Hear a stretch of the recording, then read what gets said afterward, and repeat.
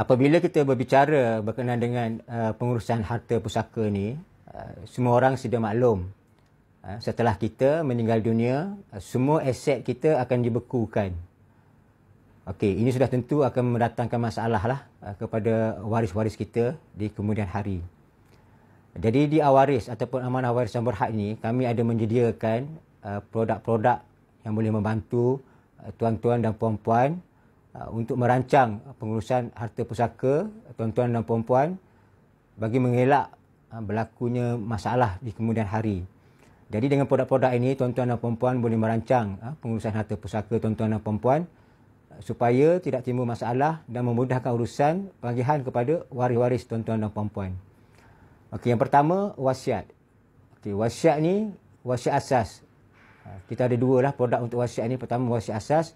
Dan yang kedua dipanggil wasiat tabaruk ataupun wasiat premier.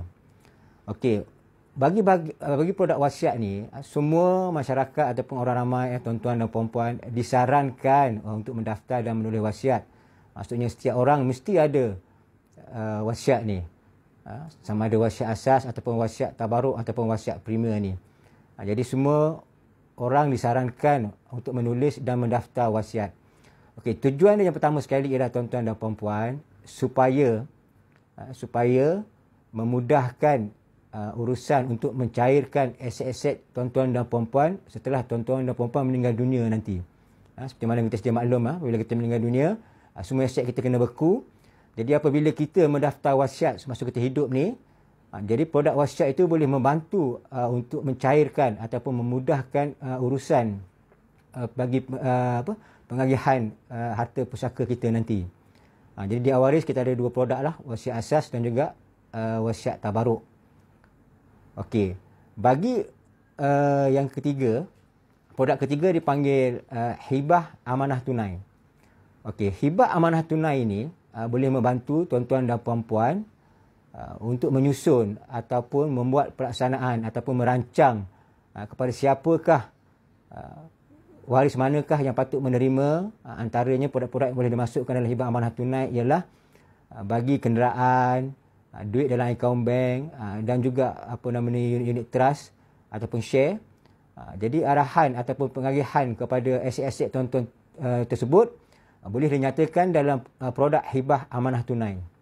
Sebagai contohnya, dalam produk amanah tunai ni, tuan-tuan boleh nyatakan untuk kenderaan sebagai contoh, kenderaan A nak bagi kepada siapa, kenderaan B nak bagi kepada siapa, kenderaan C nak bagi kepada siapa, duit dalam akaun A nak bagi kepada siapa, duit dalam akaun B nak bagi kepada siapa, duit dalam akaun C nak bagi kepada siapa. Jadi semua arahan ataupun perancangan tuan-tuan dan puan-puan ni boleh dinyatakan dalam produk hibah amanah tunai. Okey, yang keempat dipanggil hibah hartanah. Okey, hibah hartanah ini merangkumi hibah untuk rumah dan juga tanah, ataupun dengan nama lain dipanggil hibah amanah rumah ataupun hibah amanah tanah. Itu produk keempat ya, produk hibah hartanah.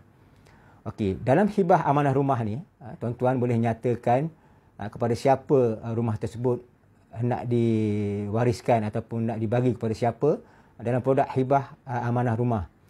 Jadi dalam produk hibah amanah rumah ni, segala harta yang dinyatakan dalam hibah amanah rumah itu, dia terkeluar daripada senarai harta pusaka tuan-tuan dan puan-puan.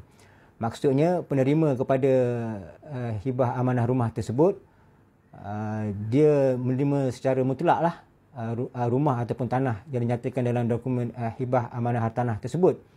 Jadi tidak akan berlaku perebutan di kalangan waris-waris yang lain pada kemudian hari. Okey, jadi itulah keempat-empat produk yang ada di Awaris ataupun Amanah Warisan Berhad ya.